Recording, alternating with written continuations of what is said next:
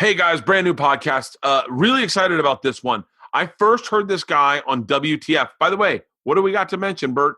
Bert.com. Go to Bert.com. We got a new shirt, Whiskey Cock Glock Dog. We've got new merchandise. New cups are out. They're my favorite types of cup. 32 ounce, plastic. My favorite. The kind you get like when you go to a barbecue restaurant in the South, if you know what that means. And if you don't know what that means, then just get one. See it, and you'll be like, oh, these are pretty fucking awesome. Fill them up with ice. You can get those little Kool-Aids, cut off the top, 5 calories, pour them in.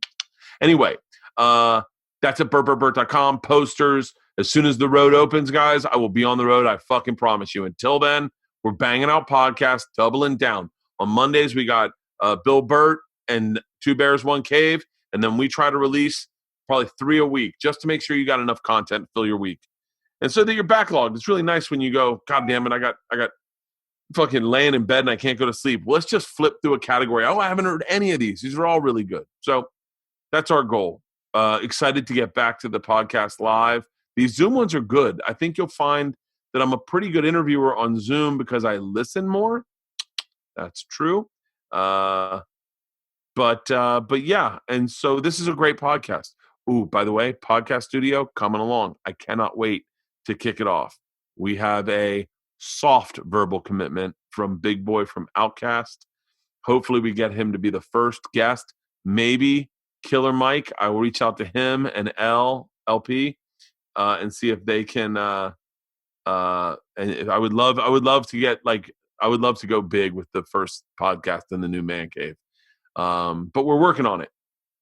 Today's guest I first heard on WTF with Mark Maron. I was kind of unaware of who he was a little bit, but I knew he was working on a movie with Steve Byrne. And I knew that I knew he was working. I knew but I was unaware of what was going on in his career. And man, this was one of the best podcasts I've ever heard.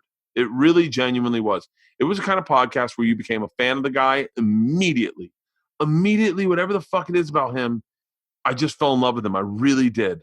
I think, it's so nice when there's someone that's so very different than you in age and in ethnicity and in style and in everything.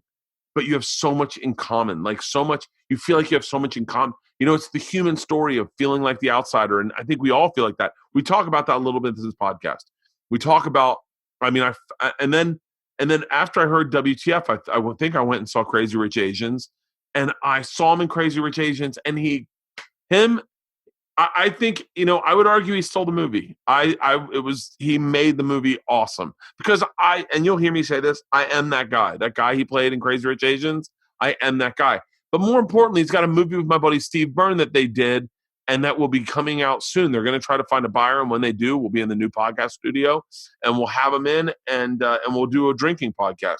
But more importantly, this is a great conversation. It's a really, really great conversation. He has a special right now on Amazon Prime called Good Deal. Check it out. He's hilarious. I just saw it's trending. It was trending on my news, Google News, and it was like I forget what the joke was, but I just saw it trending on my Google News. So it's a Good Deal on Amazon Prime. Check it out. Go see any of the stuff he's in.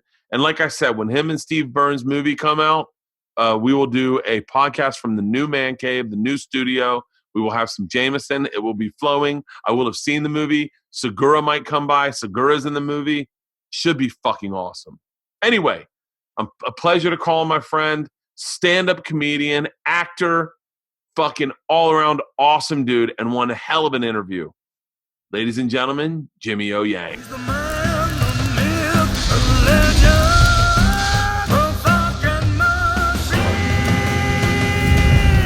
What's up, Bert? Hey, Jimmy, how you doing? Good, man. How are you?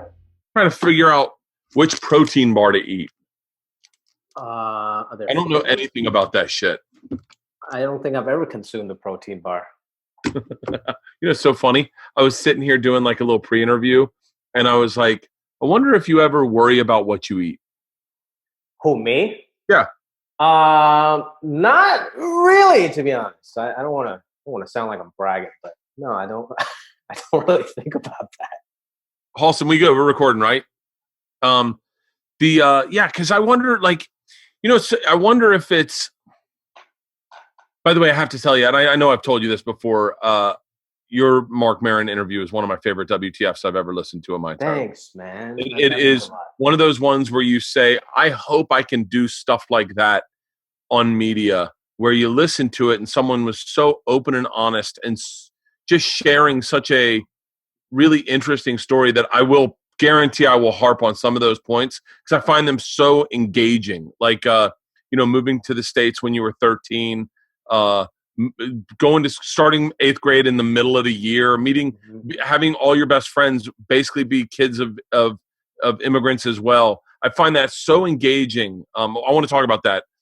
But I was curious, literally sitting here looking at these protein bars. I was like, I wonder if you grow up with a genuine foreign palate, meaning like Uh-huh. the food you take in is authentic to your culture. If stuff like a birthday cake protein bar kind of just something like that never sees light in your family's household. So I can't like that stuff like to eat just for nutrient type of stuff. It's torture to me. I have to every meal has to be a good meal. That's how I grew up, how my family is, because yeah. that's when you gather around the table. That's the joy every day. So you're guaranteed 2 or 3 happy times in your day. And if that's taken away from me by a protein bar, I'll be pissed. Yeah, what is you're from Hong Kong? Yeah, I was born in Hong Kong. Yeah. This is going to sound like used to have a joke about this in my act. I've been to Hong Kong. I have no idea. Hong Kong was originally is part of China, correct? Yes, and geographically, it's part of China and southern China. But then the British, I actually talk about this in my set now. The British came over, dropped off a whole bunch of opium, so we all got high, and then we lost the city. And the British were nice enough, instead of taking it over and colonizing it forever, they signed like some kind of 99-year lease. So Hong Kong was given back to China in 1997, and I was in Hong Kong in that moment. That was a huge moment. Everybody was staring at the TV, seeing literally like a symbolic key handed over from the British to Chinese government. And there's still a lot of fear, because China is still communist, and Hong Kong has been a free city state that has its own government. So there's a lot of protests, a lot of fear out there, the whole Occupy Wall Street and everything else that happened after that. Wow, you remember that, huh? How old were you in 97? You must have been like 6? No. I was 10. I was born in 87. Okay. Yeah. Yeah. It's crazy. I feel like or my kids won't remember the pandemic the way that we remember things in history of like sitting around with your family and watching it on TV. I remember when the wall fell. When I was a kid, we were in junior year of high school and I was in Coach Wiener's class and he brought in a TV. He's like, the wall's falling right now. Like, you need to watch this. And when it was our English class and just sitting going like, God, like, it's so silly. But I remember going like, we won. Like, like what did we win? But yeah, for me, that thing, I mean, sadly, not that I'm trying to bring it up, but it was freshman in high school was 9/11. And yeah, that happened. I still went to school that day. My dad always turned on the news in the morning. We're just like, holy shit, this is bad. That's 2 days that's 2 years in America for you. Yeah, that's it. And Hey, I'm like, does this happen? Like, is this a thing in America, or is this like totally crazy? I don't have a reference point. And then I was sitting in my art teacher's class, Po Lau, this Chinese guy, and all the kids were just glued to the TV. Back in the day, they had like the shitty boxy TV on like a metal cart, and it was strapped to it. Yeah. That's yeah, and it has a VCR on the bottom. So we're all glued to that little like whatever 20-inch TV, and I don't even know what was going on. I was 14 years old. I was just hoping I'd get the day off and get to go home, and of course we all did. And then only later on I realized, oh my god, this is a horrific thing that happened. I remember when the shuttle exploded. I remember that by the way, I remember both shuttles. So like there was one that happened in like 2002, 2003. Uh-huh. I was in a play at the time in LA on Santa Monica with 3 other guys in a play about guys who blew up the space shuttle, and the shuttle exploded opening night. Fucking crazy. Get out of here. You want to talk about serendipity. But I remember I was eating nachos outside my Latin class in 7th grade when the shuttle exploded. Miss Bonneau. She used to Bonob's Nachos. This woman had a side hustle. But this also wasn't just Spanish class; it was Latin class in seventh grade. Latin. We used to have to take Latin in seventh and sixth grade at where I went to school, and that was the base of all language. Semper ubi sub ubi is all I remember. What is that? Always wear your underwear. So, but yeah, I remember those moments are interesting of when society comes together and kind of goes, yeah, hey, we're all on the same page right now. We're all experiencing something at the same time. We're all experiencing history. We're part of history. So it does make you feel alive. And some are good moments, some are bad moments. Some are just historical moments. Like the key getting handed back, that's not like a horrific event. And people knew it was going to be on July 1st, 1997. But you just all remember that day in history. And there's something special about that. And sometimes I think about this pandemic that way. I'm like, you know what? It's really shitty right now. But it's something we're all going to look back and it seems like a human experience we can all relate to. Stand-up's going to be interesting when we go back and to share, because, obviously there's some people that do it better than others where you bring in shared moments and that is the glue. Some people don't do it that way. So everyone does it differently, but it'll be interesting to see what people, like how different comics approach the same experience. And also, what does the audience want? Do they want a lineup of all the comics always talking about the quarantine, like everyone has a quarantine material, or do they just want completely different things? I don't know. I think they're going to want to escape. I think a lot of people won't want to hear about, yeah, it's nice to be out. It's like, that'll last for a week of like, yeah. Good and to we be saw out, all of that on Twitter already, Instagram already for like months. Don't get me started. It's been driving me fucking nuts. Why did your parents want to leave Hong Kong right after it seems like Hong Kong got its yeah legs? So, well, no, they were screwed over by the communist revolution in China when they grew up in Shanghai. So really? This is not really China getting Hong Kong getting their legs back. There's a lot of fear. A lot of people moved during that time because they're like, oh, communist China is going to screw Hong Kong up, because I don't know if you know this, being in Hong Kong. Listen, man. The one thing I'm very proud of is I will tell you when I don't know something because I don't want to sound like a guy who pretends to know things. Right. Because I by the way, I am the problem with this country. Like I am an affluent white male who just doesn't give a fuck about a lot of things that don't affect him. So but like, ain't nothing wrong with that. But you don't pretend, which is great. Yeah, right. And I am the problem. The joke I used to have on stage is my Russian teacher from the Russian mafia story. She lives in Hong Kong now, and I used to say I think that's in China. I don't really know though. And then I'd say I think I'm wrong. It's America. Kim Jong-un will fix that anyway. yeah. But no, I don't know. So I apologize. Keep going. No. So Hong Kong was a very prosperous town. It became like one of the jewels of Asia. Right. It's a big import-export hub, and there's free commerce because it was under British rule. So it was very prosperous. It had its own government. Everybody was making a lot of money. And Hong Kong people have a superiority complex over mainland Chinese people because, I don't know, just a different free economy. And even though we're all Chinese, some people would say, oh, no, I'm not from China. I'm from Hong Kong. Or they might even say, no, I'm not Chinese. I'm British because we were all born with British passports. I think that's a very dumb take on things.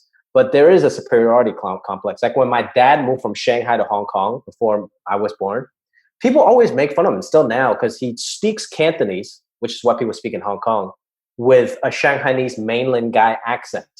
So all my Hong Kong friends will call him, oh, mainland guy, Dai Lok Lo, whatever.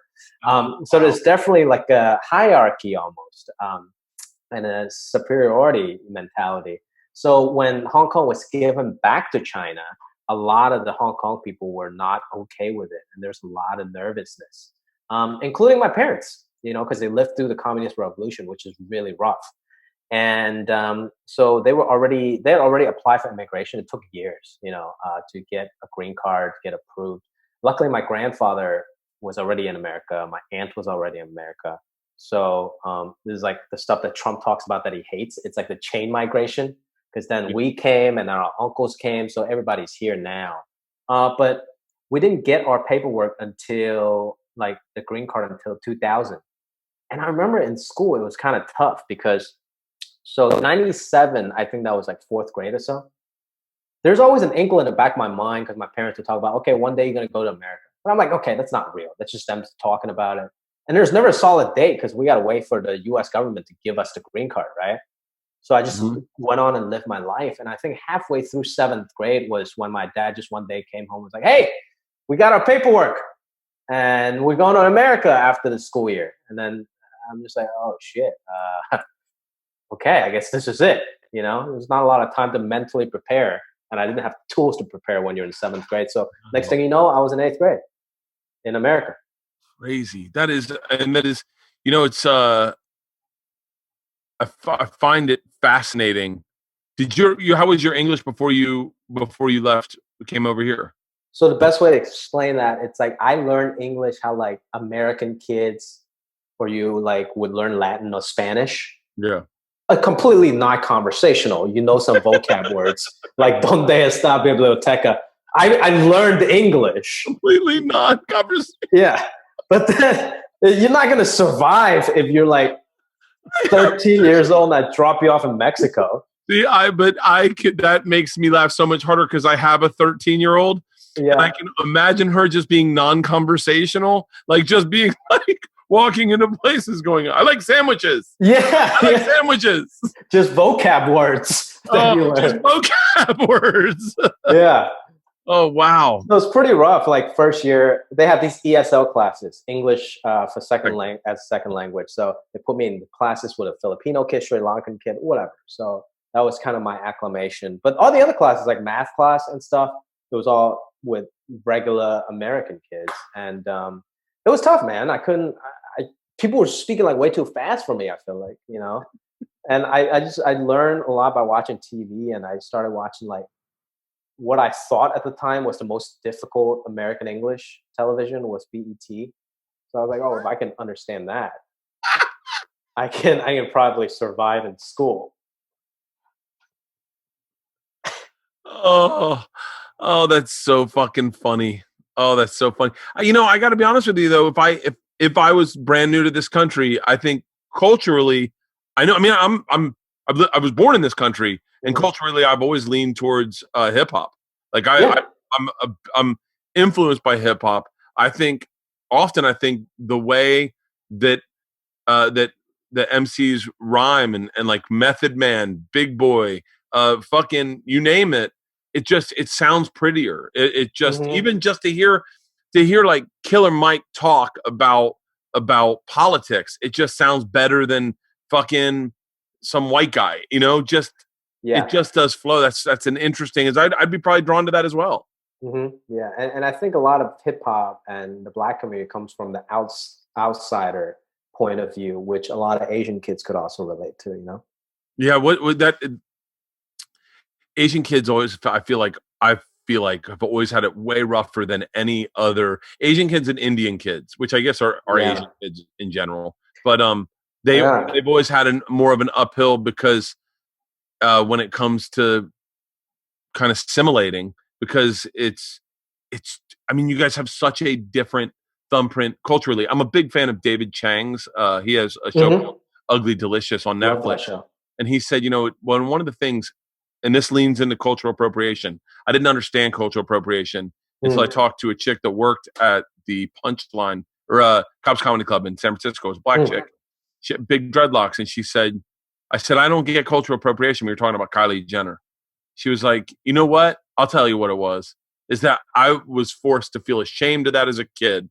And now it's cool. And it's hard for me to wrap my head around. Yeah. And then David Chang said, he goes, I remember people coming over to my house for lunch, friends, white kids. And my mom would whip up something like something that smelled very Asian, and like fuck. Maybe Aziz said this, but they were like, ugh, and he was like, oh, my mom's proud of this. This is what we love, and you think it's gross. And now today I go into those same restaurants, and it's white kids cooking it up, going, what do you think of this? Yeah. And he goes, fuck that. Like that, you made fun of me for that, and now it's cool. Yeah, it's tough. And I think every Asian kid went through that same experience of our parents giving us a box lunch to go to school, and everybody else was eating like a pepperoni sandwich or whatever, and then we'll open our box lunch, and then could be a fish head or like whatever. I think they showed this on the pilot episode, Fresh Off the Boat, but it's a very relatable experience. I went through that. And I think what it is white people are considered what other people consider Americans. Like, you look American, right? I've been here for 10 years, 15 years. Even if I was born here, people don't look at me as American. They're like, oh, that Asian kid, that Chinese kid. Even Black Americans are, okay, LeBron James, that's an American person, right? Yeah.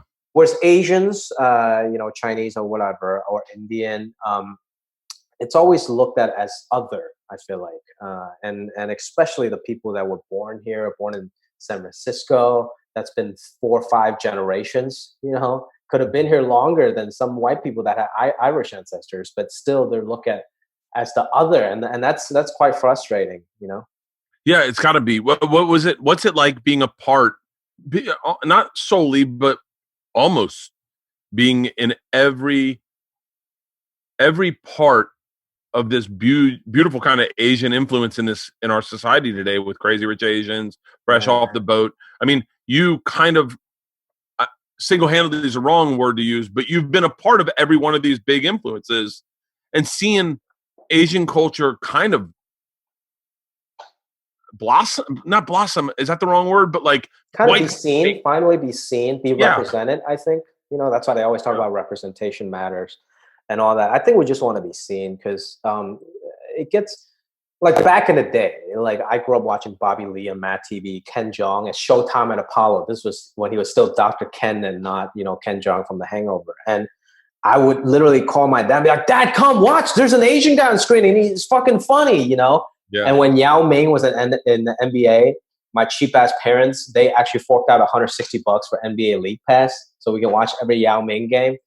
So like those are all like little watershed moments, right? But they're all very still niche. You have 1 or 2 funny Asian guys, and nobody's 7'6", so nobody aspires to be Yao Ming. That's not a thing. So I think why Crazy Rich Asian was so cool was the whole cast was Asian, and we're all of us, all the actors in the show are so used to fitting in a token Asian role or some kind of Asian role, being the only Asian guy or girl in a show. But with Crazy Rich Asians, we can actually be actors. We're just playing characters. We're not playing Asians anymore. I'm playing this douchebag billionaire guy. Ken is playing this kind of overwhelming father character. Nora gets to shine with her comedy. And then you got the heartthrob Asians like Henry Golding, the rom-com leads like him and like Constance Wu. So everybody gets to just dig in as an actor and play these characters instead of playing the Asian person. And I think when an audience is watching it, especially if you're Asian, you see yourself represented in all spectrums, not just because Bobby or like even the character Apu should never represent the entire race. But when there's only 1 or 2 of those characters you see, it ends up being the representation, and it gets amplified. But now I think we're getting a lot fairer representation because you got different spectrums of Asians. And Crazy Rich Asian was really like a watershed moment, man. I think even being in the business, people are a lot more open to developing Asian stories, just telling authentic stories and giving Asian creators a chance, Yeah, it was our best friends are Asian. Our families vacation together, Vietnamese and Chinese. Chinese immigrant from Vietnam though. So okay, yeah. So and they are I mean, everything I've learned about Asians, everything I've learned, like the Asian secrets from hanging out with them. Like I remember the day, or my friend Sandy, I got she's Chinese Vietnamese, and I got new sunglasses. I said, try them on. She goes, oh, they're not going to fit on my face. I said, why? And she goes, my nose, they're going to fall off my face. That's so true. Look at these. These are very, like, it's sliding off. I can't get the adjustable ones. Like, it screws me up. And you know what's funny? I need to pull out another pair of glasses for you. So these are regular nose bridges. What like you can buy in America. This is an American pair of glasses. When I went to Japan, all of these built-in nose bridges are higher, so you can support your nose better. And here they have those as well, but it's very hard to find, and they call it alternative fit. So my face is not normal; it's alternative. But you see, these little things just makes you feel like you're not normal, you know? Yeah. Oh, Sandy and I are very similar. She is my wife's best friend, and we are identical human beings, and we're very inappropriate. And man, I have had so much fun discovering. The day she told me about sunglasses, I was like a kid in a candy shop, going up to every Asian person, just looking at, and she's like, "Bert, I told you this. You can't just go spread this around. You can't make it a thing. Don't turn it into a fucking bit." And I was like, "I can't." Like one day she goes, we're walking our dogs, and she goes to run after a dog, and she doesn't look like she runs that well. I go, "God, you run fucked up." She goes, "Oh, I'm Asian. We're not known for running." And I went, "What?" He goes, "Look it up, bitch." And then I Google it. An Asian person has never won a gold, silver, or bronze medal in a quick foot race in the Olympics in history. That's and I'm like, except hurling, 100 meter hurling. Everyone tripped. Because that guy was like the national hero. He was like the Yao Ming of track and field because we never win anything. So I grew up watching the Olympics in China, in Hong Kong. And I always get very excited. We're good at swimming, diving, gymnastics. So during the first, because Olympics, like 4 weeks? And the first 2 weeks are these skill sports and water sports. And then the last half is track and field. So I know China in the medal race would do really well in the first half. And then America would kill it in the track and field because we wouldn't win shit until this hurdling guy came along. And that was like very cool. That is absolutely true. It's been, and you know, I think palate wise, they've just expanded my palate into like things my kids would never eat. But if Sandy cooks it or Tom, her husband, cooks it, my kids are like, "Oh yeah, we'll try it." Oh, that's awesome. Yeah. It's been the one kind of shitty thing about this quarantine is that we usually spend just about every night over at their house hanging out, and we haven't seen them in like 2 months. So, yeah, whatever. I don't know. We can do like a virtual potluck. You cook some, they cook some, swap it out. Do you cook? I cook a lot. Yeah, I have a cooking show too. Oh yeah, you do. That's because in the back of I'm obsessed with. I'm obsessed with. Growing up, I didn't know any Asian kids like at all. In Florida, there was one, Sam Ho and Rhonda Ho were in grade school with me. Didn't know how much did they get made fun of? Not at all. It was grade school, and so it wasn't like. Oh, it's not there yet. Yeah, it wasn't there. In high school, we didn't have any in our high school at all, and then in college, there was one kid that I knew that was Asian, Ray, and I mean, like my first joke about Asians was written with Dr. Ken. I did not know that Japanese and Chinese were different languages. I didn't understand. Yeah. I literally was like sitting with Ken, and I heard these. I saw these two older people fighting with the security guard at the Ontario Improv, and I said to Ken, "Say, hey, your parents are trying to get backstage, and they won't let them." And he goes, "Those are my parents." I said, "Well, are you sure?" And he goes, I'm fucking certain they're not my parents." And I said, "Well, what are they saying?" And he goes, "I don't know." I said, "Well, get closer. Well, I'm dying to know what they're saying because they're really upset. And I don't think it's their fault." And he goes, "Bert, I don't speak Japanese." And I was like, "Are they Japanese?" And he was like, "Are you being serious right now?" And I go, "What kind of what are they saying?" And he goes, "I don't kind of fucking kind of." But it was That's like, great. it was, and that was like the first, I just didn't know.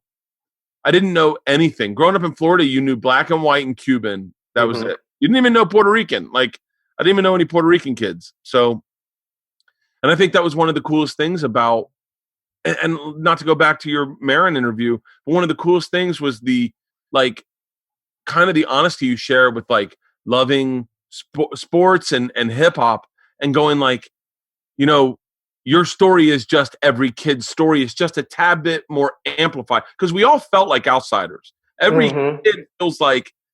Dave Chappelle had a great joke. He goes, "Remember first grade, going to first grade, and you felt like all the kids grew up together? You always felt like everyone knew each other." And then when you shared that story of showing up mid 8th grade, I don't know why I stick on that so much, but you go, all the kids actually did already know each other. That's so true, man. And I mean, it's hard to make new friends. Kids at that age, they're not very friendly. They don't have the mechanism of like, oh, let's be nice to the new kid. It's quite the opposite. You gotta try to fight really hard. And then eventually when I did start my own friend group or find my own friend group, in high school. First of all, I would go hang out at Po Lau's classroom, my Asian art teacher, every day during lunchtime because he also ran the Chinese culture club in his room. So at least some of the other Chinese kids would, be friendly to me, and we kind of become friends. But in the back of my mind, I'm like, dude, I didn't move to America just to hang out with other Chinese kids. I want to see what America's about. I want to have every kinds of friends. But the thing is, everyone was, like you were saying, so set in their way. They all knew each other. They all went to middle school, elementary school together. So I ended up finding like a group of friends that were like the people that didn't have like a label. Like they weren't the emo kids, they weren't the rocker kids, they weren't the gangsters, they weren't the athletes. It's just a group of random people, like these two Persian guys. My one of my best friends, Zaki from Bangladesh, a Korean guy, and then another Chinese guy. What was you went to school in Hollywood, right? I went to school in Beverly Hills High School. Really? Yeah, only because my dad used a fake address. What did your dad do before? What did your dad do before in Hong Kong? So in Hong Kong, he worked like sales for, I think, Dow Chemical and like mobile and stuff, like chemistry companies. He was very successful, and then started his own business in medical equipment selling and dealing because Hong Kong's a big import export Yeah. hub. So then when he came here, he got to start all over, man. He hustled his way and got a job at Merrill Lynch as a financial advisor because his thing was like, oh, hey, I can bring you clients from my friend list in Hong Kong or whatever. So Yeah. yeah. You look at your dad differently now that you're an adult and you're kind of like, not kind of successful, but you're successful and like you've made ways for yourself. And now you look at your dad and go, fuck, man, I can't imagine taking where you are today, starting all over in a brand new, like imagine revamping your career in Bollywood and being like, oh, dude, yeah. you look at your dad and go like, in a different light now that you have a little hindsight as opposed to the way you looked at it maybe at 8th grade when you were like kind of trying to assimilate and you didn't. Does that make sense? Yeah, no. I mean, I was never like, I always respected my dad's work and hustle, But now, so yeah, I definitely feel what you're saying. Like more than ever, it's like, wow, if I had to relocate with a family, first of all, to a different country, of course it would be hard on the kids, but hard on his career too. But he just always kept hustling, man. He never complained about nothing. He never, I guess, empathized with our situation. He never was like, hey, I'm sorry, you have to move. You're in a new school, but you get over it. He never had that. But the thing is, he never gave himself that either because he wasn't like feeling sorry for himself. I was like, hey guys, I got to start over and like, this is tough. So he's just that type of guy. And I think through that leadership, we're just like, okay, let's not go feeling sorry for ourselves. This is fine. Yeah, that's really a fascinating, like that's almost like a fascinating deep dive when you think about it because you're sitting there going like you'd want your dad to hear you out and go, Dad, these kids are American kids. They're not the most open-minded kids. I'm the brand new kid, and your dad's like, hey, I'm a grown-up dealing with people that were born racist and are still racist, and I have a different accent. I sat like I'm everything. Did your dad get an American name? Yes, his name is Richard. This is actually in my special. And my name is Jimmy. That's not even my real name. Jimmy, just because it sounded good. It sounded American or whatever. So Richard. Wait, did you pick it? No. I was born with it. In Hong Kong, you were born with a name. Like, okay, so for example, like my brother, they named him Roger after Roger Moore, the James Bond guy. And my brother hated it. So on his like 18th birthday, he was like, fuck this. I'm not going by Roger anymore. Everybody call me Roy. We're like, what the fuck? Like, what's Roy? That's even like an older, whiter guy's name. That's worse. So my dad named himself Richard, and I asked him, I was like, Dad, why'd you name yourself Richard? And he was like, because I want to be rich. I was like, that makes sense. That makes sense. I get it now. But I mean, some of the Asian Chinese names are just so on the nose. Like, I think every Chinese family we know, like a old auntie, her name is like Happy or something. Yeah. Like my mom has a family friend named Happy.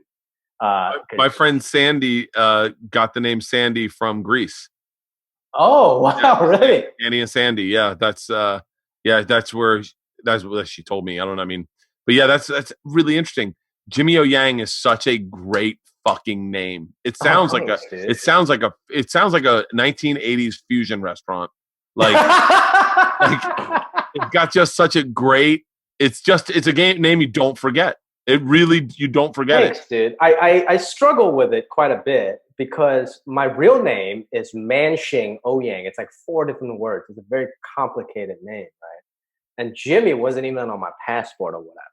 But all my friends, ever since I came to America, always call me Jimmy. Some of my old friends in stand-up will call me Manshing, just for fun. And Yeah. when Jimmy Ouyang, like on my ID, it's spelled Ouyang. So if you spell that out, it's like 4 vowels together. It's impossible to pronounce. So when I first went on stage, every host would fuck it up. And I went on stage first with a pseudonym. Even in open mics, I went by Lowball Jim just because I read it in some poker book somewhere. So still, some of my old friends in stand-up know me as Lowball Jim. And then I kept using Jimmy Ouyang, like the fully spelled Ouyang, and it never caught on. It was never right. Like Asian people wasn't sure about Chinese, Japanese. Should they root for me or am I some like weird whatever person? So then one day I was like, let's do an experiment. Actually, I opened for Damon Wayans, and he was like, "How do you pronounce your name?" I was like, Ouyang, and then he was like, "Nah, you should change that name, dude. No, nobody's gonna be able to." I was like, "Oh shit, really?" And I don't ever want to change the name. It just maybe the spelling of it could be better because I was never married to the spelling because some immigration officers spelled it for us. Right? Like, because our name is written in Chinese. It's not written in English. Yeah. So you can spell like, do you know the freestyle rapper MC Jin? No. He was a really sick New York Chinese like freestyle rapper that was in 106 and Park for many years. Him and I have the same last name, written in Chinese. It's Ouyang, but his is spelled Auyeung. It's a totally different spelling, but it's two of the same names. So eventually I was like, I'll give it a shot. Let me like do it like Samuel L. Jackson, like put the O in the middle and then Yang in the end. And then I re-uploaded some old sets of mine, like little 2-minute bits on YouTube and Facebook that never got no traction. Now with that new, very Chinese sounding last name, everybody got behind it. Chinese people got behind it. It's like, yo, they're sharing it. They're like, yo, look at this Chinese brother doing stand-up, And then a very niche community, the Hmong community got behind it. Whoa. Yeah. I remember the first day I ever heard about Hmongs in my life. I was in Denver. I had these great jokes. I had so many great jokes, just real honest jokes about Asians of just shit I didn't know. Uh-huh. And I was learning and they were all like crowd things. When I was younger, everything was like a joke was interactive, and then I would tell you my joke, interactive, and then I go to my joke. Mm-hmm. Like, oh, you're Filipino? One thing I know about Filipinos, they got the most American names ever. What's your name? Martha. Like it would be, they would always kill, right? And I had a joke about Vietnamese people, and I used to be really good. I'm not anymore. I'm by the way, I'm not because I think it's racist, but I used to be really good at seeing an Asian person and just saying where they're from. Like, oh, are you Vietnamese? And they go, how did you know? And that is a skill. That's a learned skill. It's a comic skill from doing enough crowd work and being wrong. You could also tell what cars people drove. Like it was amazing how good I was at stand up when I was younger at interacting with a crowd. Yeah. And I remember in Denver nailing it and saying to this woman, are you Vietnamese? And she said, no. And I said, Thai? She said, no. I said, where are you from? She says, I'm Hmong. And I'd never heard of it. And the way she described it sounded like she was making it up. She goes, we're the hill people. And I went, what?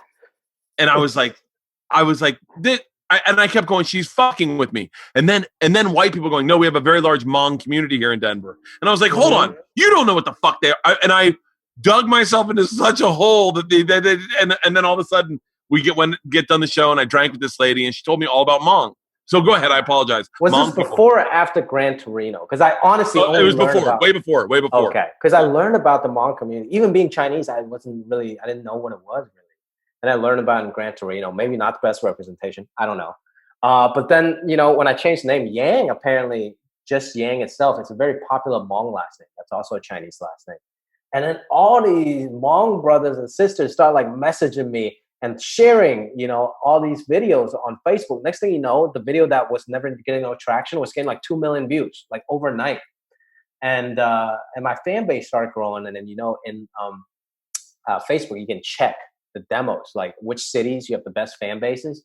And then I realized it was like Minnesota, Denver, like all these places with a big Hmong community.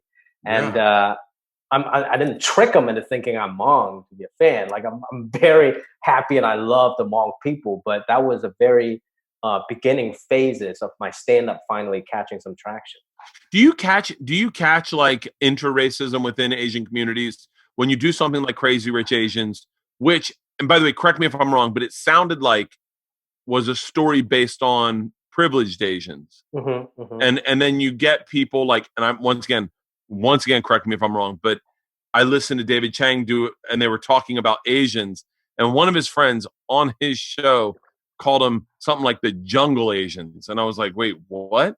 And he was like, like I'm listening, going like, the fuck did he just say? You can't say that, but it's an Asian person talking about Asian people the Right, same way we would talk about rednecks or hill people or right. country yokels. And I was like, wow. And then I thought, do you get like, is everyone so happy to have representation that you are at the first level where everyone's like, I don't give a fuck. It's Crazy Rich Asians. We all love it. And then you look at it and you go, true acceptance is when Asians start shitting on Asians, going, fuck that guy. He's from Singapore. And we do that, Really?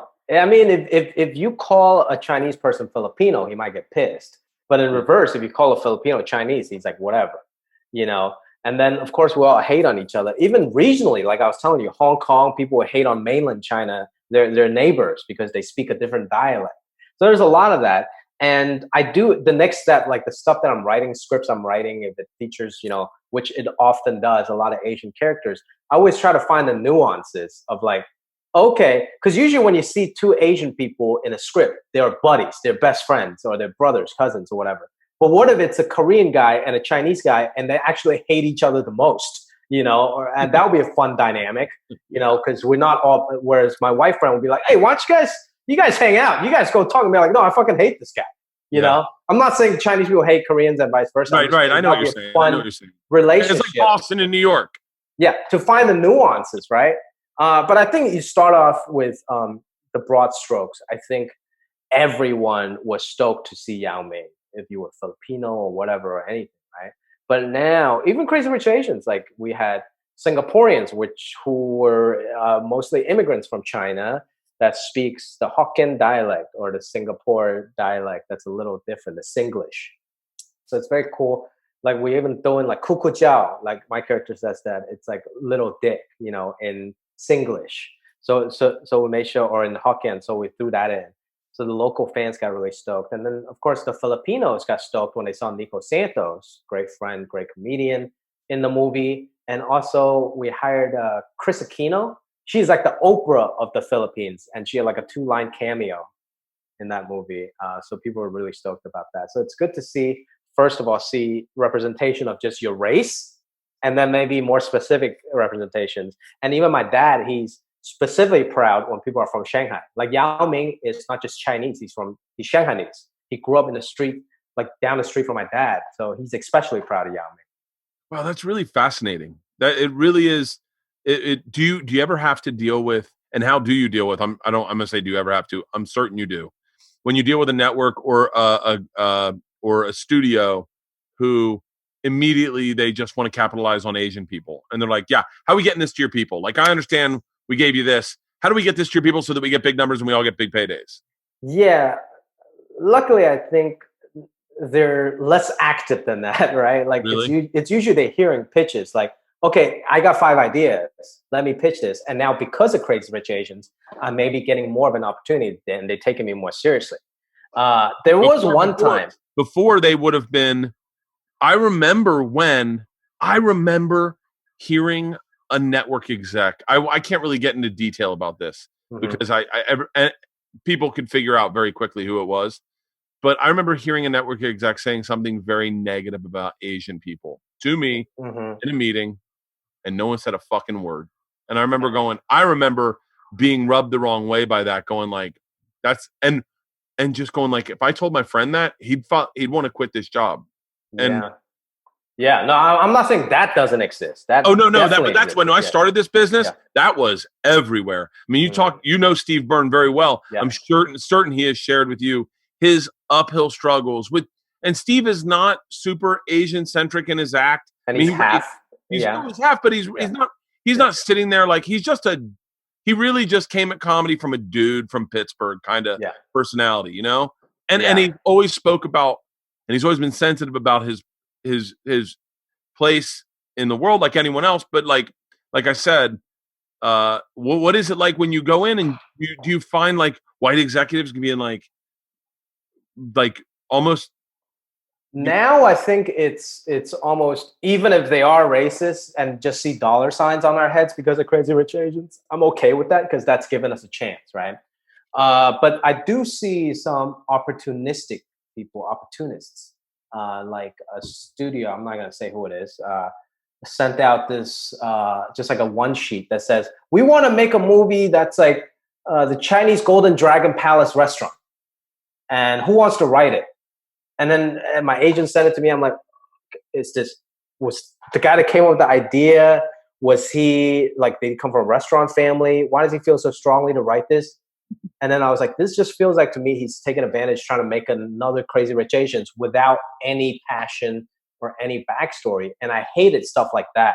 And then you also see a lot of I'm not gonna name names, and it's not even that negative of a thing, but a lot of Asian people that never was with the community, you know. But because now we're getting some heat, and now Crazy Rich Asians did well, they want to rep the Asians now. You know, me and my buddies call those people opportunistic Asians. You know, they know who they are out there. But, and I'm not saying it's a bad thing. I want them to succeed also. But, you know, make hay when the sun shines. yeah. How much fun was all your scenes in Crazy Rich Asians are like fun fucking scenes. Super fun, and How even much just to fun hang.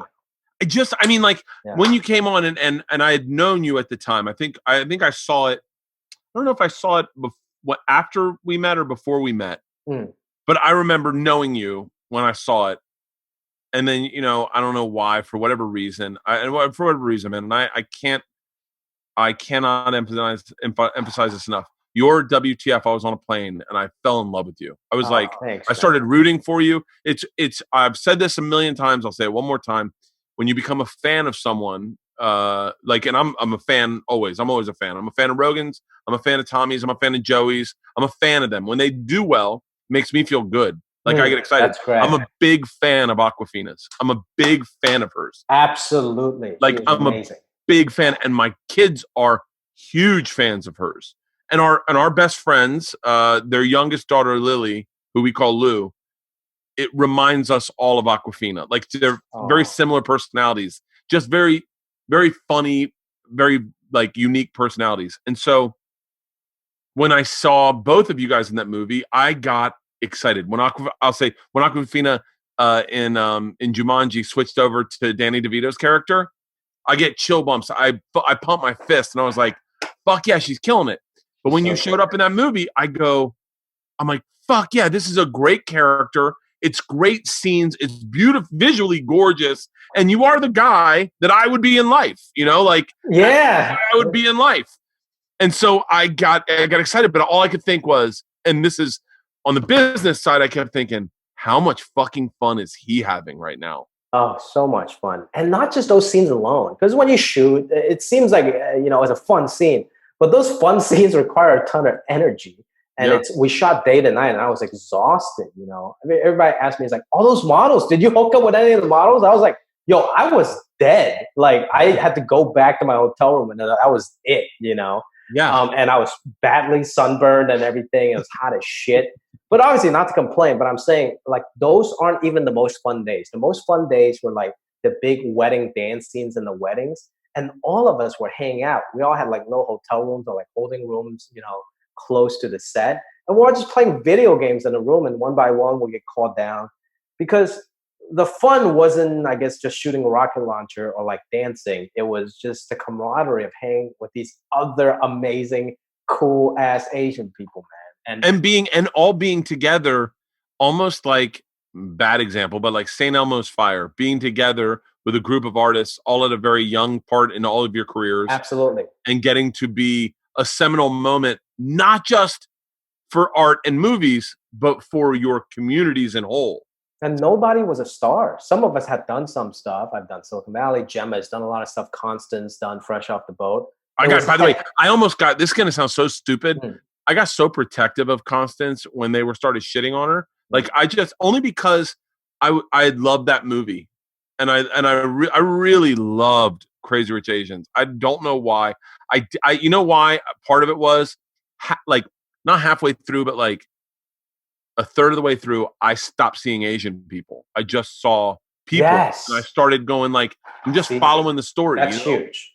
Because that in your mind, you internalize and humanize it there. Now you're just watching a love story.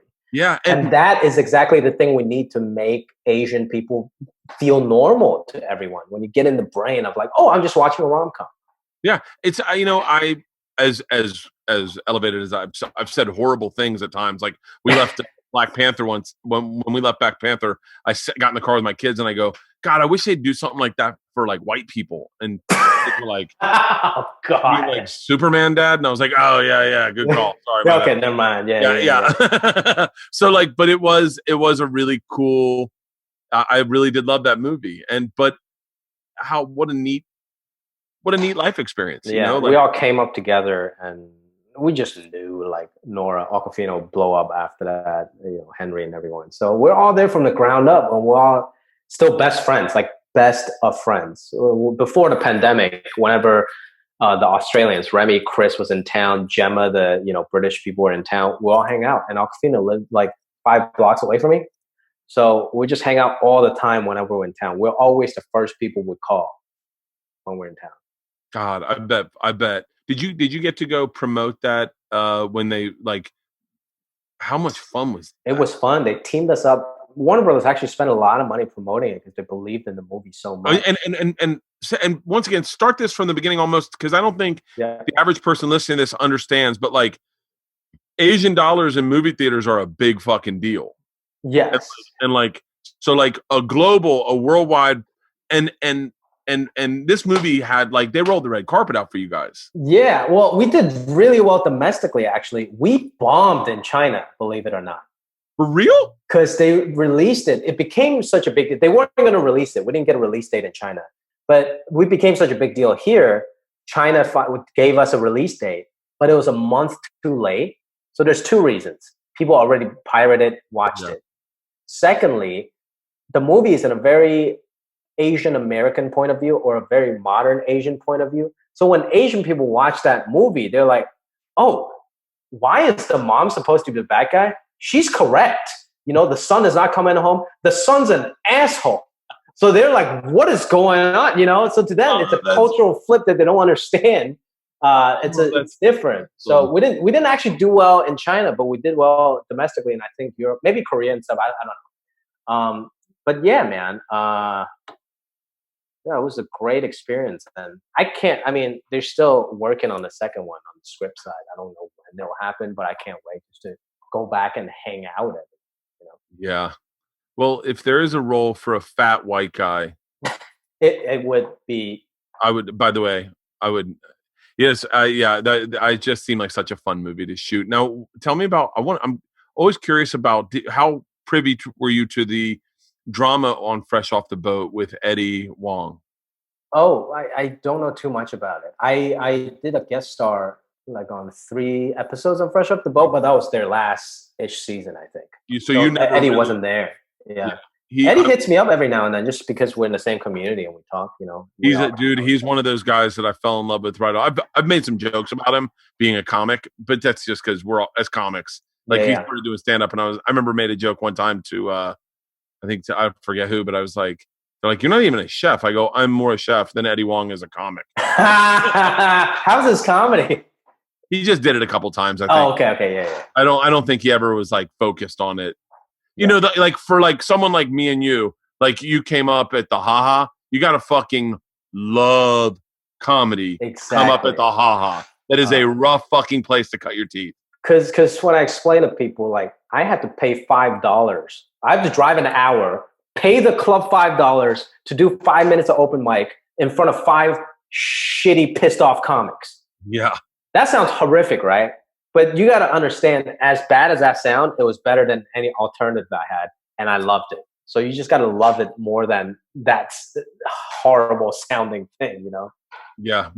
So how did you tell me about getting into stand up and kind of, and once again, and I apologize if I'm putting stereotypes that don't exist, but what was it like explaining to your parents, I'm going to leave. I went to college. I did well in college. Oh yeah. They don't get it. Like I told my dad my about parents didn't get it. And my parents, and I was written up in Rolling Stone magazine, and I had Oliver Stone option the rights to my life. And they were like, I don't know what the fuck you're doing. I can't imagine if you had like a internship at you know, like you were on your path to what an Asian parent was like, this is the dream I left and gave up my fucking friends so that you could have the life that you're following, and you want to do what? Exactly. They don't get it. My dad was just hoping it was like a terrible phase. Probably thought I was high or something and just delusional. He doesn't even know what stand-up comedy was. We never grew up with it, right? So he just called it a talk show. He's like, "You're gonna do a talk show? You're gonna be Jay Leno? Like, what are you doing? Like, he doesn't understand it at all." When I found some, not success, but when I was starting to do well in comedy, I did Brad Garrett's comedy club. I think I was middling, or maybe even opening. And then I invited my dad to Vegas to the MGM. My parents, my mom was there. And I put him up in a nice room that they hooked us up with, got him really nice seats, made sure the manager took care of him. I'm like, okay, Asian parents, they don't understand stand-up, but they understand Vegas. Their son is doing well. And then my buddy, Jack Cohen, was the middle. I was the opening act that night. And then he asked my parents, you know, outside, you want to shake hands with the people after the show. And then Jack saw my dad come out, and he's like, "Oh my God, you must be so proud of Jimmy. He crushed it tonight. He was so good." And then my dad just looked at him. He's like, "No, Jimmy's not funny." Oh, wait, why? He doesn't understand, because a lot of the humor is cultural, you know. So he doesn't understand, and he doesn't appreciate and understand stand-up as an art form. He came around a little bit during like second or third season of Silicon Valley, because he understands TV. He's like, okay, Silicon Valley is a very good show because the writing is very good. So he kind of still didn't give it up to me. He never said my acting was good or anything. Oh, interesting. So it was like a slow build. And I took him to like the Crazy Rich Asians premiere. I took him to the Patriots Day premiere. And that's when they got it, when they get to take a selfie with like Michelle Yeoh and like Mark Wahlberg and stuff. So did they, when Crazy Rich Asians came out, was there like this like watershed moment that where they understood, like, of pride, where they were like, God damn it, this is, I mean, obviously I think you'd had success before that, but like at that moment, as a Asian parent, did they wrap their head around it? Yeah, I think one of the most special things, I did this actually the last 2 movies I did, because Crazy Rich Asian was shot in Malaysia and Singapore, and in the last week of shoot, I flew them out. I flew my parents out to kind of hang out, and they loved it. And the good thing about having a lot of Asian friends like we did on Crazy Rich Asians was everyone was so respectful of my parents. They were like, "Oh, Mr. Oyen, can I help you? Like, do you need anything?" Like Ronnie Chang was being so cool about it and everything. So they loved it, and they get to see that experience ground up. And now, you know, I feel like, you know, I'm in grade school and like they know all my friends. They're asking, "How's Ronnie doing? How's so and so doing?" So that was really sweet. And then I shot this movie, Fantasy Island in Fiji, and I flew them out also for a week so they can hang out. So now they get it. It's fine. You know, I think it's just an initial worry of a parent. Not that they don't want me to be happy. Not that they don't want me to pursue the arts. It's just they're worried that I'm going to be fucking homeless. And now they don't have to be anymore. It's a safe worry. I mean, every one of us, it was a roll of the dice for all of us. Yeah. And who would have predicted when you started, oh, just so you know, there's going to be a lot more representation in like 5 years, 10 years. Yeah, because I think Asian kids growing up, myself included, it's like, what the fuck are you talking about doing stand-up or acting? There's 2. Out of 1 billion people, there's 2. You think you're going to fucking make it? Go buy the lottery, you know? 2.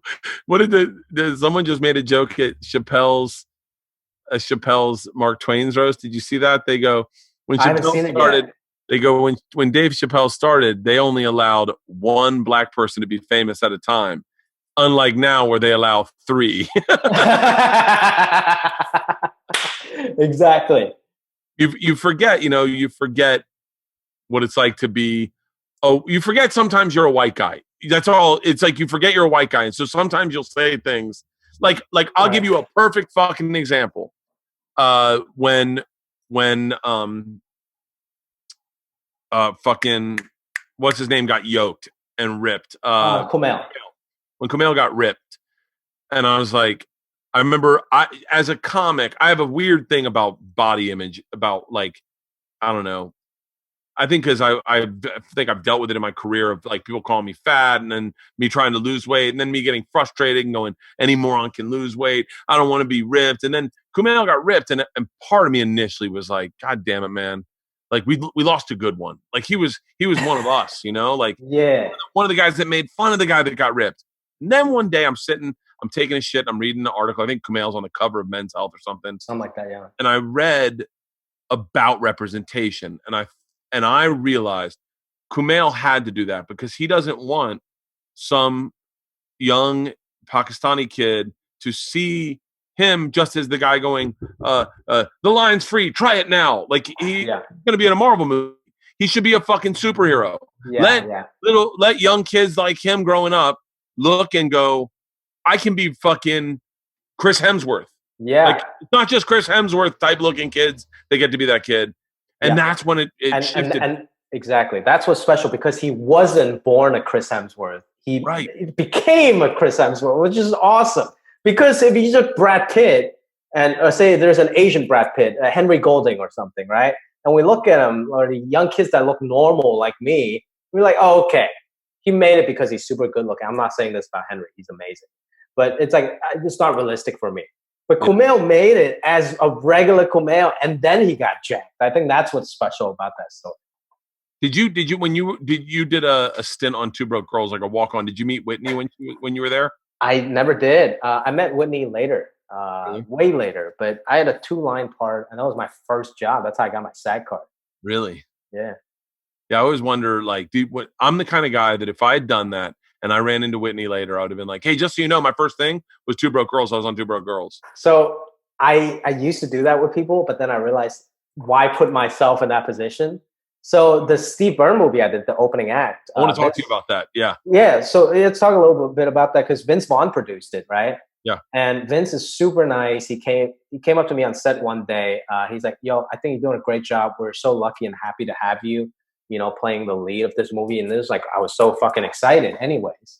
Now, the thing is, my second job was in a movie called The Internship with Vince Vaughn and Owen Wilson. Yeah. And I had one line, I think maybe in Mandarin, playing ping pong with Vince. It's just a one-day day player thing. No way Vince would have remembered it, and my role got cut anyways, right? Yeah. And I don't think I was saying my lines right. I was just shit. So now I had an opportunity 5 years later seeing Vince, and I'm the lead in the movie that he's producing. I could have been like, Vince, you know what, man? One of my first jobs was playing ping pong. But why put myself in that situation?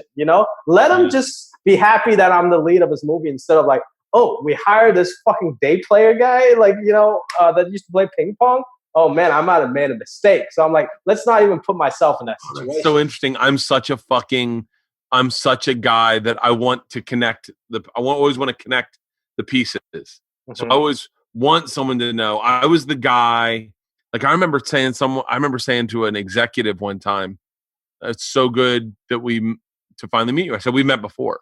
And they're like, really? Oh. I was like, yeah. You came to a comedy club. I was working the door and you lost a scarf. And I said to you, oh, I just had stepped on a scarf and you got really upset. And she was like, oh yeah, my scarf was ruined. And I was like, that was me. That's cool. See, like, I remember her going like, what the fuck? Why would you even tell me that? I don't think before I talk sometimes. So I will just start speaking and go, yeah, I really fucked that up, huh? Well, but that's what's endearing about you and everything, right? Like that's cool. I did that once. Not once. I've done this many times, just like a normal person. But one time I do specifically remember was Mike Judge was my commencement speaker at UCSD. And first day of table read of Silicon Valley. Never met him. He didn't hire me because I went to UCSD. It's completely dumb luck. And I was like, hey, man, you were my commencement speaker, man.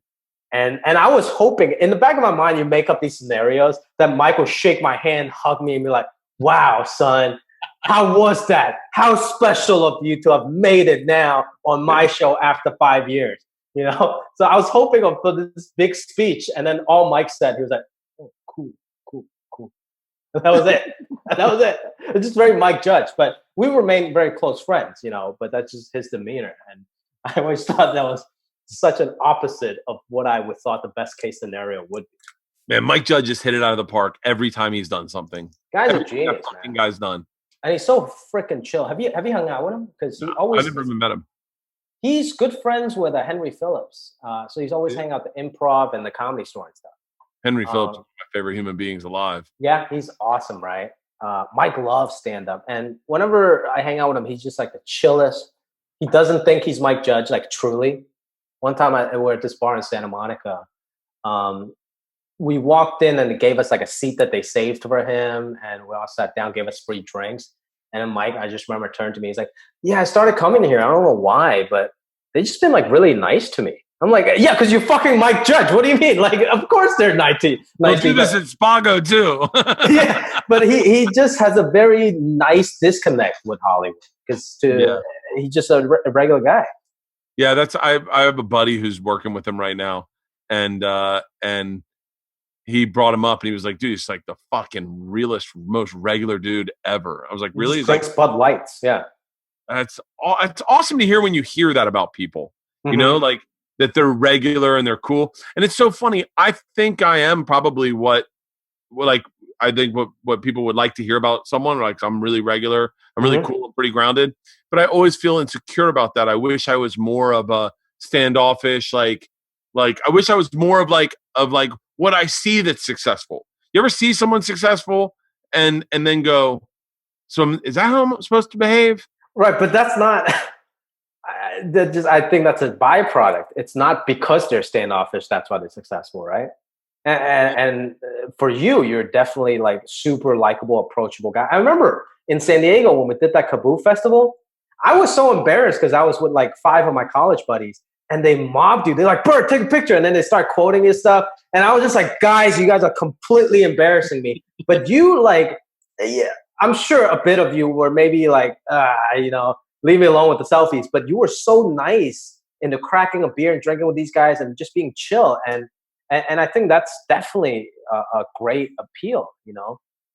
Yeah, I think I can't help it. Like if I see like today, some guy did like a producer rap of The Machine. Like he did a rap, like a 7-minute rap. I'm really into hip hop, but I was like, I thought, how cool. Like, by the way, I guess some people probably wouldn't notice it or wouldn't take the time to listen to the whole thing. But I listened to it and I was like kind of moved. I was like, how cool. It's a cool song. The guy's got good, but like he does the whole story and he raps it. And I'm still impressed by that. Like when people do photoshops of me, I go, someone cares enough to do that? Like that kind of blows me away a little bit because, you know, I think I'm very lucky for whatever reason to have found success a little later in my career. I've always had some success. I'm very, very lucky. I've always made money in this business, but to be where I'm at now at the age I'm at, I think it really gives me perspective. Like if I was your age and I was doing open mics and I saw you blow up, I might have, I guess it didn't happen to me, so it wouldn't have happened. But I'm saying I can empathize with the kids who are jaded and young and not succeeding. I can empathize with kids that blow up when they're young. I can empathize with guys that are my age and still not making it happen. I can empathize with all of it. So I feel like I've gotten to experience all spectrums of this business a little bit. Absolutely. And I think it's like veteran guys like you, like Tom, like Mark, that I respect so much because you guys been through the thick of it, yet you're still open to the younger generation. Because a lot of older people, they're like, fuck you, I'm in a comedy store for 15 years. Who the fuck does this kid think he is? Yeah. You know, you guys have the opposite of that and so welcoming of the younger generation like me. So what was the experience working with like Steve Byrne? I've known Steve. Steve's one of my close friends. I've known him as long as I've been in the business. And so tell me about the movie. I'm super excited for that. And you also have Space Force coming out, right? Yeah. By the way, I saw the trailer for that. I just interviewed Ben Schwartz. Oh, he's the best. He's so cool. Bro, I'm going through a little bit of a Ben Schwartz obsession right now. He is one of my favorite improv actors to watch act in a So scene. smart. I think he is the best improviser, especially on a live stage out there. Him and Thomas. Yeah, amazingly talented. Amazing. Yeah. You worked with Thomas on Silicon Valley. yeah. But tell me, I want to talk about Space Force, but I really want to talk about, obviously I love Steve like a brother. So Yeah. So the movie was called The Opening Act. Peter Billingsley and Vince Vaughn produced it, and Steve wrote and directed it, which is super impressive for a comic to have. And he always has that drive, to do more, to do other stuff. He's always working. So yeah, he approached me. He's like, I think you could be right to play this kind of lead part in this movie because it's about a guy that's like an open micer making his way through, and he gets a call from a legit improv to open for his hero. So he gets his first road gig, and the whole movie takes place in one weekend. That Thursday when he gets the call, he has to drive out to the club. The Friday, what happens? The Saturday, the drunkenness, and then the Sunday of leaving the club. So it's extremely detailed. It's an extreme detailed look in the back workings of a comedy club. And I think a comedian's gonna love it. And every comedian was in the movie, like Whitney, Russell Pierce, Tom was in the movie. He gets to punch me in the face. Steve left a couple comics out. Myself, fucking asshole. You want to know what Steve did? I swear to God. I swear to you, Jimmy, I'm not lying at all. He calls me and he goes, Bert. I was like, what's up? He goes, I got this great movie I'm doing. I don't know if you've heard about it. And I said, no, I have. And he goes, and I got this great like role for a cop. And I wanted to call you and see if you got Segura's number. And I'm like, oh, dude, no. And by the way, and I'll bust his balls about that forever, but it's a testament to how good of friends we are. Is that in Steve's brain, he didn't think at all, and I didn't think at all. I make it as a joke now, but he just thought, oh, it's Bert. It's my friend. I'm going to call him. I need Segura's number. I want Segura to play the role. And I busted his ass so many times on fucking interviews, podcasts, and to this day, I will never let that go. Oh, that's hilarious. But yeah, Segura played a racist cop, which I think is perfect because Segura is like legit racist. I was like, oh, yeah. What if I had just frozen on Zoom and I was like, yeah, I'd be like, Steve, should we talk about something? But yeah, man. How long was the production? It was 19 days. I was in every single scene, 12 hours a day. It was exhausting. And that was like my first lead role, but it was extremely rewarding. And because I came up with this realm, I know what the first phone call was like to open for someone and what a Friday night partying is like, but you got to be ready for Saturday. And then Saturday you wake up, your feature wants to go to like a museum or some shit. Or, you come back to the condo and the feature's banging some, a groupie. All that stuff, it's so real. And Steve is like the ultimate road dog. And I say that in the most positive way. So he knows all the inner work. So I think any stand-up comedy fans that want to learn more about stand-up, it's going to find like the most truthful, made by comedian version of a real stand-up movie. And I hope, it hasn't came out yet. I think they finally finished the edit and they're going to shop it around. Maybe it'll come out since we can't do a theatrical release, maybe video on demand, maybe Netflix. I don't know yet. Hopefully you guys will get a theatrical release and things will ease up by then. I think that would be really cool. Or some festivals. I would love to do I hope my goal with the movie has been to bring everyone here, all the cast, have cocktails and do a podcast to promote it. Oh, that'd be really cool, dude. And when we're building a new podcast studio. So hopefully, everything when things are getting, God damn it, man, I'm getting like fucking old. I feel like I'm talking and stuttering these days. Hopefully the new studio will be built and we can do like a big drinking podcast. Get you, Tom, Billy Gardell's on it. Is Billy Gardell in it? No, Cedric the Entertainer's in it. Ken Jeong's in it. Neil Brennan. Bill Burr's in it. I just did a scene with Bill this morning on Zoom. Not on Zoom, but yeah. I have a show scene? on. Yeah. I have a show on Netflix coming out in a little while, and we needed to do some pickups for it, but because all the pickups are not, you can't do anything. We're doing them via FaceTime calls. So we shoot it a certain way, and we do it on Zoom. We do the audio. The acting's done through Zoom, but we film it a certain way. And Bill fucking like, I've known Bill forever. We do a podcast together, but to him acting it's He's just different. such a good Acting's actor. a different muscle. Yeah, it absolutely is. But he's good. He's good. How much improving do you feel like you do when you're acting, or how much do you stick to a script? It depends if they let me. If they let me, I'll go pretty loose. Like certain seasons of Silicon Valley where we're loose and we have time. It's interesting. Like Steve's movie, because the schedule is so tight, I get to improv whenever I could. Like after we got a shot in the can, and then I have to ask. I'm like, maybe okay. Let me give it one more try. But then sometimes you feel bad asking, because if we don't make the day, then we're fucked. So it all depends on what it is, who the director is, the tone of the show. Like for example, I'm gonna make a smooth transition here on Space Force. The first season. The first season of Space Force, Steve Carell is the master. John Malkovich is the master. Ben Schwartz, master, right? So, of course, you want to do some improv, but there was a lot of camera setups. As you can see from the trailer, the show shot brilliantly. It's beautiful. It has a voice even through the shots, right? So we did a lot of we let the DP do his thing, have some great shots, but we didn't do as much improv. So there is a trade-off. And now we're talking about if we were to do a second season, if we could do a second season, we wanted, since we established the visual already, now we know what to do. It might be less time between setups. Let's play around more, So I think it's, especially with TV, it's always like a moving thing. Silicon Valley, same thing. Some directors will let you improv more. Some directors just want to shoot it and go home. Yeah. What was this trailer for Space Force just came out, and so for people that haven't seen it, what is the premise? It's a 3-star, 5-star general, right? It gets moved over to. Yeah, it gets an assignment to run the new military branch, which is a real branch now, the U.S. Space Force. It's the first new military branch, I think, in like 60, 70 years. And it's very interesting because our timeline's almost happening at the same time. Our show's about to come out.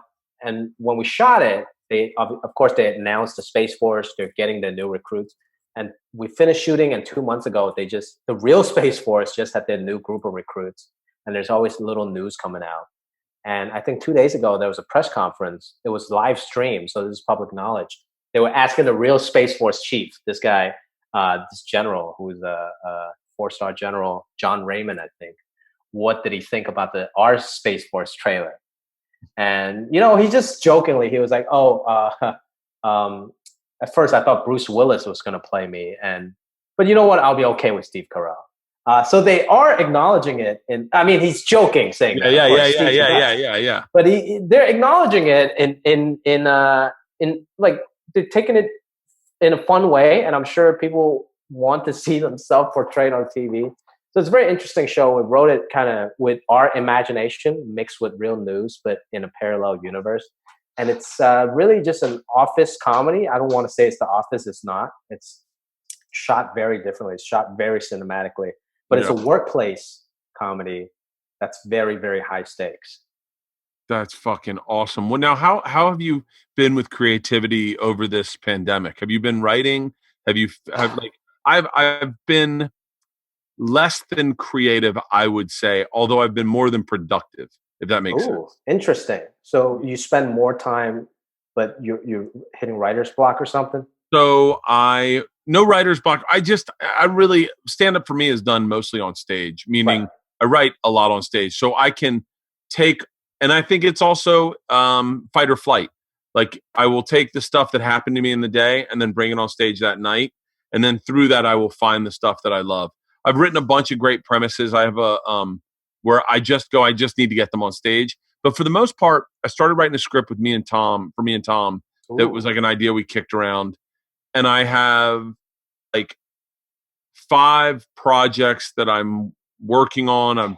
I'm being very productive, but I don't feel like when this started, I was like, I'm going to get all my shit done. I've got time this is where, when this comes out, I'll sell this, and this. And maybe I will, but maybe it's just not coming out the way I wanted, if that makes sense. And I feel like I'm doing, do Two Bears, One Cave every week. I do Bill Bert every week. I do about 4 podcasts a week. I'm doubling down on releasing podcasts. That's awesome. But I care a lot more about the podcast than I used to. In person, I never gave a fuck. But on Zoom, I know that I kind of need to be a little more researched. It's not as easy as a conversation. Interesting. Yeah. So with Ben Schwartz, I ended up spending a whole night just deep diving Ben and watching almost everything he's ever done, and then becoming obsessed with fucking Jake and Amir. I don't know why I'm all of a sudden obsessed with Jake and Amir. It's a show that it's not even they're not even doing anymore. Like, what the fuck? Yeah. And so you were easy. I mean, you were very easy just because I already did my deep dive on you. When I heard that, I was just like, I gotta find everything out about this guy. Oh, thanks, man. But yeah, for some people, I think it's a little more work, and so. But yeah, how have you been with creativity? The stand-up thing, I shot my special last December, and it's coming out tomorrow. So I'm excited about that. But I was already not doing stand-up. Like, I was already taking a break until I can just have an inkling of stuff that I want to talk about again, instead of forcing myself back on stage. So that wasn't a problem. But I have a couple of scripts that I've kind of fallen behind, and a script that I owe that I have a deal on, and a couple of ideas that I've always meant to do. I never had the chance to do. So now I do find myself having some time to do it, which is awesome. Yeah. And actually there's this writer's room that I joined, a virtual Zoom writer's room. It's 2 hours a day, and it's super productive. And it feels like I have a real sense of work. And I'm sure the same way with your podcast. That's really interesting. So you joined a writer's room and you guys all just kick around your own ideas? Yeah, it's pretty cool. And it's just 5 of us. And yeah, we just should run on ideas, talk about the season of the show that may or may not come. And we'll see what happens, but it's an interesting exercise, and it makes me feel like I'm going to work every day, even if it's just going into my office and Zooming. Yeah. But it gives me a sense of purpose instead of the feeling of just meandering for 2 months. So that's been extremely healthy and productive. Yeah. Where are you, and you're married? No. Girlfriend? No. This is maybe the worst decision ever. I broke up with a girl right before the pandemic. That's got to be the worst decision anyone could have ever made. Jesus. Either that or the greatest decision. I can't imagine. I'm a glass half full kind of guy. So I look at everything as a positive. And so I can't imagine being with the insufferable women I've dated in my past and being with them 100%. I keep saying to my wife, I am so lucky I love you. I'm so lucky that, and I kept going, you're lucky that I love you. Everyone's lucky that I love you, because I'm not, they just had me. My daughters and my wife just corralled me into a bedroom, and I was crying, and they were bullying. The 3 of them were bullying me in the funniest way. And I was crying, laughing, and I thought to myself in that moment, I'm so lucky that I'm enjoy these people, because that's an extremely sweet statement. I'm lucky that I love you. There's so much to that, I think, of your.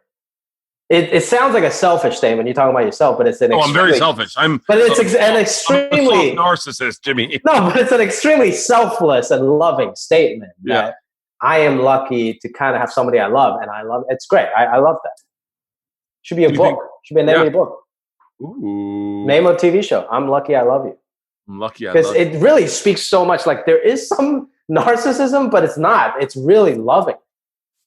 Yeah, I can't put my finger on it. Let me think about it. Yeah.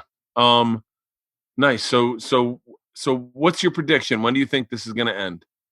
Dude, it's tough, man. I think, they're saying the drug is working, the Remdesivir, and then hopefully, best case scenario, there might be a vaccine in September.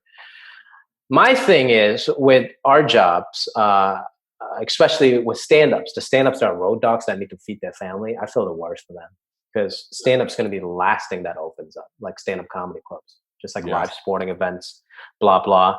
I hope people can be safe and go outside soon, but it's going to be a while, dude. Maybe August. I mean, total disclaimer, I'm not a scientist. I don't know shit I'm talking about, but I think hopefully August will be pretty good for people to start trickling outside.